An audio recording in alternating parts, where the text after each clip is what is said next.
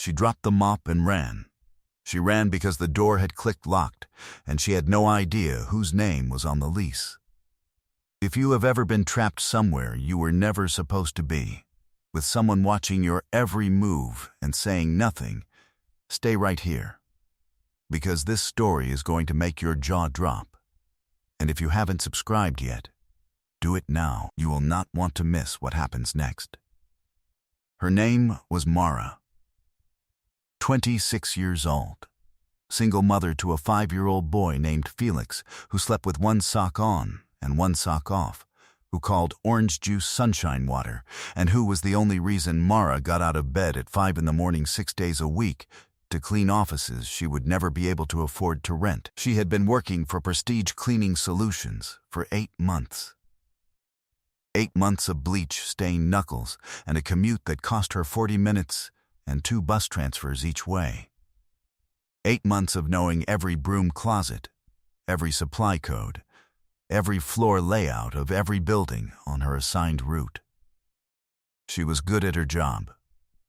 Invisible and good. That was the combination the world seemed to like best from women like her. The Hartwell Tower was her 6th stop on Thursdays. 41st floor. Executive Suites. She had cleaned it 17 times without incident. The routine never changed. Service elevator, trolley, start at the East Corridor, work west, CEO suite last, out by 11. That Thursday, she started at the East Corridor and worked west, CEO suite last. She just didn't realize, until the door clicked behind her, that she had turned left instead of right at the 41st floor junction. She was not in the CEO suite. She was in the CEO's private residence, a floor she had never been assigned, had never even known existed, because Prestige Cleaning Solutions had never held the contract for it. The floor was identical in its bones to the office level below. Same marble, same lighting, same corridor feel. She had followed her muscle memory straight into the wrong life. She cleaned the bathroom first, the way she always did. It was enormous, white-veined marble, a rainfall shower, a freestanding bath, floor-to-ceiling mirrors that showed her own tired face back 12 times. She scrubbed the basin. She wiped the mirrors. She replaced the towels with the spares from her trolley. She was halfway through the floor tile when the door swung shut behind the drought from the ventilation system, and the lock engaged with a soft, definitive click. She tried the handle. It did not move. She tried it again, both hands, pulling and turning. And then she stopped, because pulling at a locked door in a building you are not authorized to be in is the kind of thing that makes a situation significantly worse. She stood in the middle of a marble bathroom that cost more than her annual salary and breathed. She was locked in. Her trolley was outside. Her phone was in her trolley. She did not know that above the mirror, behind the brushed steel panel that looked like ventilation, was a camera. She did not know that the camera fed to a monitor on a desk 3 rooms away. She did not know that the man sitting at that desk had been working since 6 that morning and had glanced at the monitor 40 minutes ago to see a woman in a gray uniform walk into his private bathroom with a mop. His name was Dominic Hartwell. 34 years old.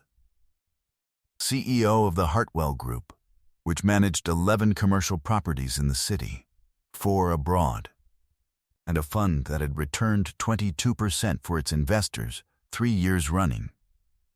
He was described in business press as decisive, in social press, when he appeared at all, as intensely private. His PA described him, privately, as someone who noticed everything and said very little about any of it. He had watched the monitor for 3 seconds when the cleaner walked in, registered that she was not his assigned staff, registered that she had his spare towels, and was treating his marble basin with the focused care of someone who took her work seriously, despite being in entirely the wrong room. And he had made a decision. He would let her finish. He would let her realize her mistake in her own time. And when she tried the door and found it locked, he would wait exactly long enough for her to take a breath, and then he would release it from his desk panel. He waited. She had been in there 11 minutes when he pressed the release. She did not hear it. She was sitting on the edge of his bath with her head in her hands, whispering Felix's name under her breath the way she always did when she needed to steady herself, when the door drifted open 2 inches and stopped. She stared at it. She crossed the bathroom in 4 steps, pulled the door fully open, and found herself looking directly at a man standing in the corridor 6 feet away, arms crossed, watching her with an expression she couldn't immediately read. He was tall, dark jacket, no tie, eyes that were very still and very focused, the kind of eyes that looked like they had never been surprised by anything. She said, "I am so sorry. I have the wrong floor. I took the wrong junction at the elevator bank and I didn't realize until the door. I'm not supposed to be here. I'm so sorry. I'll go. You replaced the towels," he said. She stopped. "The ones that were there were the wrong ones," he said. "My housekeeper keeps ordering the wrong weight. Yours are better." She had no idea what to say to that. She said, "I'm Mara, from Prestige, 41st floor east. I'm very sorry, I know," he said. "I watched you clean my basin. You did it in the right order. Most people don't." She felt the blood come into her face. "There's a camera. There is. You watched me. I did." He said it without apology, without embarrassment, with the simple directness of someone stating a fact that he did not find problematic. "You were locked in. I wanted to make sure you were all right before I opened the door." She did not know what to do with that. Nobody had checked whether she was all right in a very long time.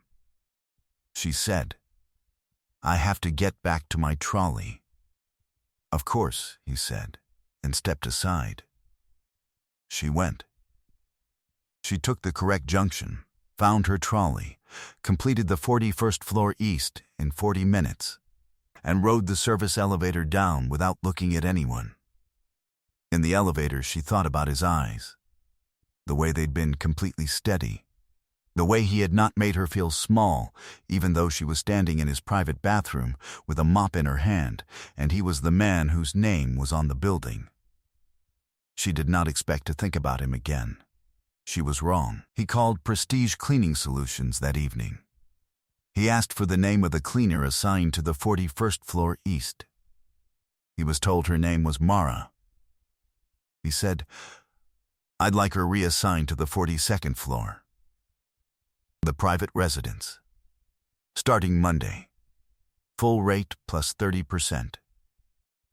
The woman on the phone was very quiet for a moment, then said that she would arrange it. Mara got the message Friday morning. She read it 3 times. She thought it was a mistake. She called the office. It was not a mistake. She showed up Monday at 5:50 a.m. with her trolley and her gray uniform and her tired face, and she took the service elevator to the 42nd floor. He was at his desk when she arrived. He looked up. He said, "Good morning, Mara," like they were colleagues, like it was a reasonable thing. She said good morning and started in the kitchen and did not let herself look at him for 23 minutes. That was the beginning. He was there most mornings. Not always, not intrusively, but present in the way that a person is when they are working in a space, rather than occupying it. He asked her questions that were not small talk, not weather, not weekend plans, but actual questions, the kind that required her to think. He asked what she had studied before she had Felix. She had studied architecture. He asked why she had stopped. She looked at him sideways and said, "That is not a quick answer." He said, "I have time." She told him about Felix's father, the one who had said he would stay, and then left on a Tuesday with 3 bin bags and no explanation. She told him about the 12,000 pounds of debt she was still unwinding 3 years later. She told him about Felix and the sunshine water and the one sock. He listened, not politely, actually listened, the way that you can tell the difference, the listening that remembers details, that asks the question that proves it heard the last thing you said. He told her almost nothing about himself. She didn't ask. It wasn't her place to ask. He was her client. She cleaned his residence, and he paid 30% above rate, and he asked about architecture, and she answered. That was the arrangement. Then a Thursday came when she arrived and found a woman in his kitchen. Blonde, elegant, standing at his coffee machine in a silk dressing gown that probably cost more than Mara's monthly rent, holding a cup with both hands and looking at Mara the way that certain women look at cleaning staff, through them, the way you look through glass. The woman said, without turning fully, "He's in a meeting." "Don't touch anything in the bedroom," Mara said, of course, and started in the bathroom. She heard them through the wall. She was not trying to hear them. His building was well soundproofed, but she was close, and his voice was low and controlled, and the woman's voice was not. The woman said, loudly, "The cleaner? You spend your mornings talking to the cleaner?" His voice, too quiet to hear. Then the woman's voice again. "Dominic, she's the help. She is literally the help. She's nobody." His voice, still quiet. Then a door, not slammed but pulled shut with a firmness that meant something. Mara stood in his bathroom with a cloth in her hand. She is nobody. She had heard variations of that sentence her entire adult life. From Felix's father, at the end, from her own mother, once, in a fight that neither of them ever fully recovered from. From clients who looked through her rather than at her. She was used to it the way you get used to a bruise that never quite heals. You stop expecting it not to hurt. You just expect to keep moving. She packed her trolley. She was going to leave. Go down one floor. Start the office suite early. Give them both room. He came out of the bedroom as she was closing the trolley catches. He looked at her for a moment. He said, "Mara," she said, "I'll come back later." "I didn't mean to. What she said was wrong," he said. Just that. No context, no qualification, no apology on her behalf. Just the plain statement, delivered in the same steady voice he used for everything. Looking directly at her, she said, "Thank you," and meant it in the way that you mean things when you are trying very hard not to feel them publicly. The woman left that morning. Mara learned this because his kitchen was different afterwards. Quieter in a particular way, the coffee machine back to its default position. The silk dressing gown gone from the hook by the bathroom door. She did not ask. It was not her place to ask. But she noticed. He began leaving things. Not gifts, not in any romantic register, too considered for that. He left a book about Scandinavian residential architecture with a sticky note on a chapter she would find interesting. He left a coffee on the counter, her name on the cup, which meant he had remembered how she took it. He left, once, a printout about a part-time professional development program that a university in the city ran for people returning to architectural study after a career break, with one line written in the margin in his handwriting, in case this is still something you want. It was still something she wanted. She hadn't admitted that to anyone in 3 years. She enrolled in January. She did not tell him for 2 weeks. When she did, she said it quickly, as if speed would make it a smaller thing. She said, "I enrolled in that program. The one you left." He said, "Good," and went back to his screen. She turned back to the kitchen. Neither of them made it bigger than it was, and somehow that made it enormous. The Hartwell Foundation Charity Gala was the first Saturday of March. She knew about it because his calendar was on the kitchen counter sometimes when she was working, and the event had been on it for months, flagged in the color he used for unmovable commitments. She did not expect to be at it. She was the cleaner on the 42nd floor. She had a program lecture on the Saturday afternoon and a babysitter for Felix who could stay until 10. He asked her on the Thursday before. He asked in the same direct, understated way he asked everything. He said, "The foundation gala is Saturday. I'd like you to come. Not as staff, as my guest." She opened her mouth and closed it again. He said, "You don't have to." She said, "I don't have anything to wear to something like that." He said, "That's already handled if you want it to be." She thought about Felix and the babysitter and the program lecture and the 11 months of early mornings and architecture books and one line in the margin of a printout. She said, "Okay." The dress was midnight blue. Not a word she would have associated with herself, but it was. Midnight blue and floor length, and when she stood in the mirror in the changing room of the shop his PA had directed her to, she recognized herself in a way she had not for years. Not because the dress was expensive, because she was standing up straight. She walked into the Hartwell Foundation Gala at 8:15 p.m., and the room did what rooms do when something unexpected arrives. It shifted, subtly, a degree of attention redirecting without people quite knowing why. He was across the room when she came in. He saw her before she saw him. She found out later that he had been watching the entrance for 40 minutes. He came across the room with the same unhurried directness he brought to everything, and he said, in front of no one and everyone, in a voice that carried clearly in the high-ceilinged hall, "You look extraordinary. I'm very glad you came." The woman in the silk dressing gown was there. She had been invited before their arrangement ended. She was standing 6 feet to the left when he said it, holding a glass of champagne with both hands. Mara watched the woman's expression move from composed to something she did not want anyone to see, and she felt something that was not quite satisfaction and not quite sorrow.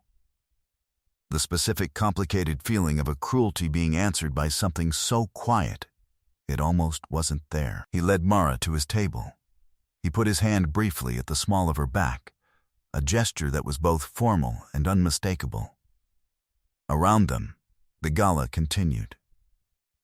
The speeches were made. The foundation raised £400,000 for housing provision in the city, which was the kind of number that takes on a different meaning when you have slept on a friend's sofa because your rent cheque bounced. She thought about that. She thought about Felix at home with the babysitter, probably asleep now, probably with one sock on. She thought about a chapter in a book about Scandinavian architecture and a printout with one line in the margin. She thought, this is what it feels like to be seen. That night he told her, plainly and completely, that the 6 weeks of mornings had changed something for him. That the woman from the kitchen had been a fixture of convenience, not of feeling, and had been for longer than he was proud of. That he had not known what to do with what the mornings had given him, because nothing in his life had prepared him for the specific experience of looking forward, with uncomplicated sincerity, to another person cleaning his kitchen. That he was asking her, if she was willing, to stay. Not as staff, simply to stay. She stayed. Felix is 7 now. He takes orange juice to school in a flask and calls it sunshine water, and his teacher has asked Mara twice where he gets his vocabulary. He still sleeps with one sock on. He has started drawing floor plans. She frames the ones she likes and puts them on the wall of the office above the dry cleaners, and when clients ask, she tells the truth. They're my son's. He's going to be better at this than I am. She and Dominic were married on a Sunday in early May, in the garden of a house she designed herself. Not a grand one, not an architectural statement, but a house built to the exact specifications of what quiet and safe felt like after years of the opposite. 41 guests. Felix wore both socks. Dominic cried, which no one who described him as intensely private in print would have predicted, and which she had predicted precisely, because she had been watching him that carefully for 2 years. This is what she knew. That Thursday, when she took the wrong junction at the elevator bank and cleaned a bathroom she was never supposed to clean, nobody stays nobody if someone is paying attention. The camera was watching, but she was already there. If this story gave you something, subscribe and share it with someone who needs to hear it today. We'll see you next time.